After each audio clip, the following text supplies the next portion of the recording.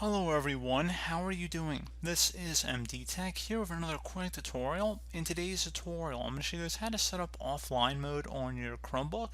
So if you want to edit your Google Documents offline, so if you have a laptop, you just want to go and edit it where maybe you don't have access to an internet connection, and then it just syncs back up once you reconnect to the internet. In today's tutorial, I'm going to show you guys how to do it.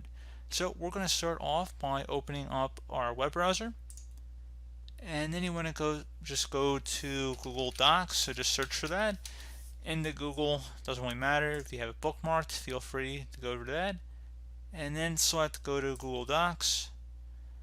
We're going to go select the three horizontal lines on the far left side of the Google Doc page here. Go ahead and just left click on that.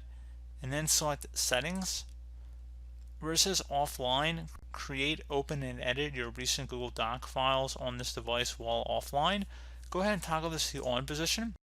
So you will need a Google Doc offline extension to your Chrome browser. Go ahead and select the install button. If you don't already have it, you can see there's plenty of users here. It's made by Google, offered by google.com. So you know it's legit. Go ahead and select the add to Chrome. Select add extension. And there you go, guys. Simple as that. Once you have that saved up there, if we go back to the other tab we were on, and then we toggle this to the on position, you see it says setting up offline. It might just take a moment here, shouldn't take us very long. So just give it a second, like I said, and then you want to go ahead and select OK.